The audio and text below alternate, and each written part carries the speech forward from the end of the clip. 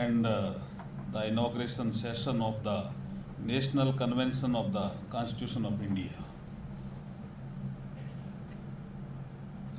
at O.P. Jindal Global University, Sonipat. And I welcome all of you. देखिए, अभी बिरला साहब बैठे हैं, ये हमारे लोकसभा के अध्यक्ष हैं, he is honourable speaker of the Lok Sabha. तो ये घंटी भी बजा सकते हैं, किसी को टोक भी सकते हैं, और इनकी जो लोकसभा के संचालन की जो ताकत है उसकी तारीफ प्रधानमंत्री जी भी कर चुके हैं, आपको जानकारी है ना। इसे हमारे ऑनरेबल स्पीकर साहब का बहुत बहुत स्वागत है। मंच पे हमारे माननीय अध्यक्ष लोकसभा ओपी बिरला जी, हमारे इस यूनिवर्सिटी के चांसलर नवीन जिंदल साहब, हमारे वाइस चांसलर, सुबह से हम इनके साथ हैं, बहुत ज्ञानी आदमी हैं जिंदल साहब जी, सी राजकुमार जी, ये भी ज्ञानी हैं, इनके पेरेंट्स भी बैठे हैं, वो भी बहुत ज्ञानी हैं, इनसे मेरी सुबह चर्चा हुई। प्रोफेसर खगेश गौतम जी, हमारे प्रोफेसर श्रीधर पटनायक जी और प्रोफेसर शिरीन मोती जी जो संचालन भी कर रही है। लेकिन इस सभागार में भी हमारे मेंबर ऑफ पार्लियामेंट राज्यसभा के डॉक्टर सस्मित पात्रा जी भी बैठे हैं, और हमारे नलिन कोहली साहब भी बैठे हैं जो हमारे सीनियर एडवोकेट हैं, प्रवक्ता भी हैं पार्टी के। लेकिन कुछ नए ऐसे चेहरे भी बैठे हैं जो एसबीआई के former chairman CMD Rajnish Kumar ji भी बैठे हैं, और दिल्ली विश्वविद्यालय के वीसी भी बैठे हैं हमारे दिनेश सिंह जी। तो वैसे बहुत लोग बैठे हैं, उनको सबको, अच्छा जस्टिस माइकल भी बैठे हैं ना, justice Michael sir, he is a farmer जज ऑफ द सुप्रीम कोर्ट हवाई इन अमेरिका, ये सुप्रीम कोर्ट जज, फॉर्मर सुप्रीम कोर्ट जज। सब प्रशासन के लोग भी बैठे हैं, डीएम और सभी एसपी साहब, सबको नमस्कार करता हुआ मेरी बात शुरू करता हूँ। विषय तो काफ़ी इसमें आगे हैं जो अभी नवीन जिंदल साहब ने लिए हैं, लेकिन 2-3 विषय में लेना चाहूँगा। एक विषय मैंने अभी यहाँ सीखा, उसको मैं कोशिश करूँगा बताने की बाद में, राजकुमार जी के साथ हमने सीखा एक विषय। लेकिन एक विषय हमेशा चलता है संविधान में कि लिबर्टी, इक्वलिटी एंड फ्रेटर्निटी, ये 3 बहुत महत्वपूर्ण शब्द हैं। लेकिन जब संविधान बन रहा था तो संविधान निर्माताओं ने इक्वलिटी को पहले क्यों लिया? जब हम आर्टिकल 14 से 18 तक जाएंगे तो हम पाएंगे कि पहले इक्वलिटी है और उसके बाद लिबर्टी है। तो ये ऐसा क्यों हुआ? तो बहुत डिबेट हुई थी वहां। तो कहा कि जो फ्रेंच रिवॉल्यूशन हुई 1789 में, वहां का उस समय के थिंकर थे रूसो, उसने एक स्लोगन दिया था, और उसके बाद वहां एक क्रांति हुई, जार का शासन गया, डेमोक्रेटिक सेटअप आया। तो वहां एक नारा था, लिबर्टी, इक्वलिटी, फ्रेटर्निटी।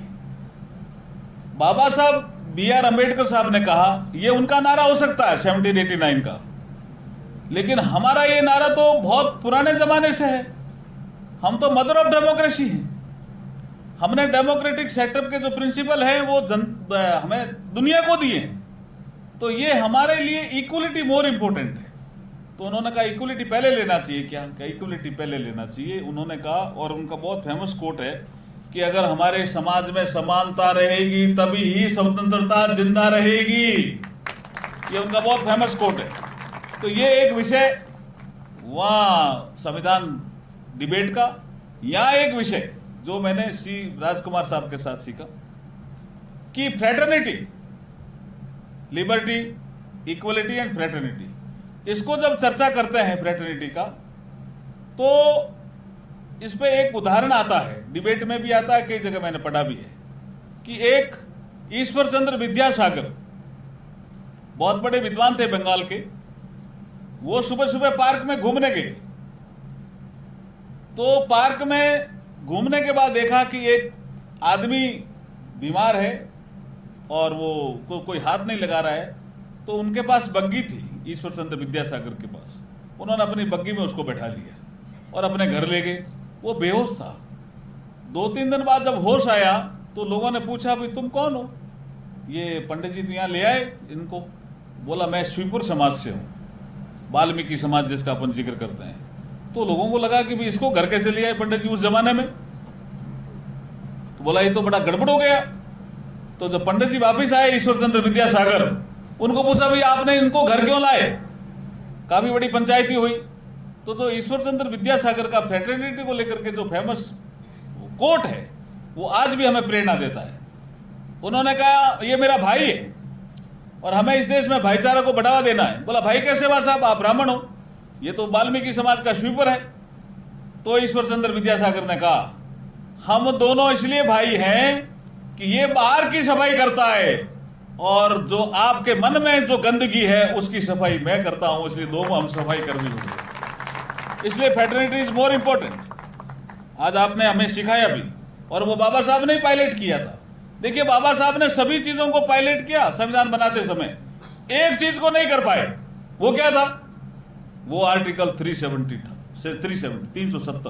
370 आर्टिकल को बाबा साहब ने पायलट नहीं किया। और वो जब ओम बिरला साहब हमारे लोकसभा के अध्यक्ष थे, उस समय हमारे अमित शाह जी ने, गृह मंत्री जी ने, जो 5 अगस्त और 6 अगस्त 2019 को जो आर्टिकल 370 को समाप्त करने का निर्णय लिया, वो लोकसभा का सीन भी शानदार था, वो राज्यसभा का सीन भी शानदार था। और बिरला साहब को भी मैं बधाई देता हूं कि ऐसा आर्टिकल जिसको बाबा साहब भी पसंद नहीं कर रहे थे, उसको हटाने का काम इस सरकार ने किया नरेंद्र मोदी जी के नेतृत्व में। और जब हटा तो लोकसभा के स्पीकर ओम बिरला साहब थे। ये हमारे लिए बहुत गर्व की बात है। आज इस प्रोग्राम में ओम बिरला साहब हमारे चीफ गेस्ट भी हैं। मैं एक नवीन जिंदल साहब का जिक्र सी राजकुमार साहब ने किया है, लेकिन मैं झंडे को लेकर के इसलिए करना चाहता हूं कि मैं 2009 से 14 के बीच में एमपी था, तो मेरे पास सबसे पहले झंडा भेजा इन्होंने। तो नेशनल फ्लैग को ये प्रमोट करते थे, ये लड़ाई भी लड़ रहे थे उस समय। गौरी जी भी आई हुई ना, एडवोकेट गौरी जी भी बैठी हो गई हैं, हाँ ये बैठे हैं। ये लड़ाई भी लड़ रहे थे इसकी कि भी झंडा हम क्यों नहीं फहरा सकते। और इस लड़ाई में ये जीते और सुप्रीम कोर्ट ने अपहोल्ड किया कि झंडा फहरा सकते हो, ठीक है, एक हाइट कर दी थी, इस हाइट को आप कर सकते हैं। लेकिन अब नरेंद्र मोदी जी आए, उन्होंने झंडा जो फहराने की जो नियम है उसमें संशोधन करके कह दिया कोई भी आदमी अपने घर पे कभी भी झंडा फहरा सकता है, कोई मनाही नहीं है। रात को उतारना पड़ेगा, वो भी जरूरी नहीं, ऐसा उन्होंने कह दिया। सब चीजें ठीक कर दी उन्होंने, लेकिन वो प्रॉपरली फहरे, डिस्टर्ब नहीं हो। लेकिन ये लड़ाई किसने लड़ी? नवीन जिंदल साहब ने। इसलिए इनको भी जोरदार ताली बजा करके इनका धन्यवाद वो करना चाहिए। मैं मेरी बात को समाप्त करने से पहले, संविधान जब बना तो जो हम 75 साल अब मना रहे हैं, 26 जनवरी को अडॉप्ट हुआ, लेकिन 26 नवंबर को अडॉप्ट हुआ, 26 जनवरी को लागू हुआ, लेकिन 25 नवंबर 1949 को एक बहुत महत्वपूर्ण दिन था, जब लास्ट लोगों ने कहा संविधान बनाने में किस किस ने योगदान दिया। तो मैं एक कोट श्री टी कृष्णाचारी का जो मैं कोट करना चाहता हूं, जो संविधान सभा में उन्होंने दिया, और वो बाबा साहब बी आर अम्बेडकर के कंट्रीब्यूशन को लेकर के है। उन्होंने कहा कि the house is perhaps aware that of the 7 members nominated by you, one had resigned from the house and was replaced. Okay, one had died and was not replaced.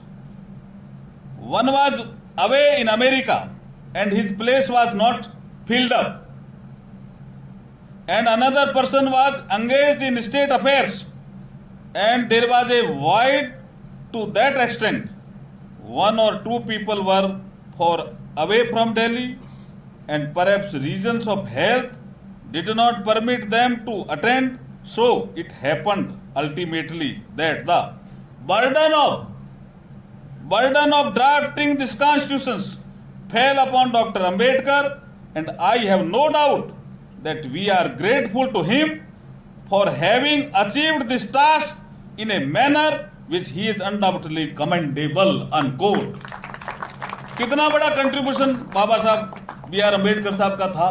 और आज आपने आपने जो एक संविधान का गार्डन बनाया है और जो आपने म्यूजियम बनाया है, उसमें बाबा साहब की महती भूमिका को आपने दर्शाया है।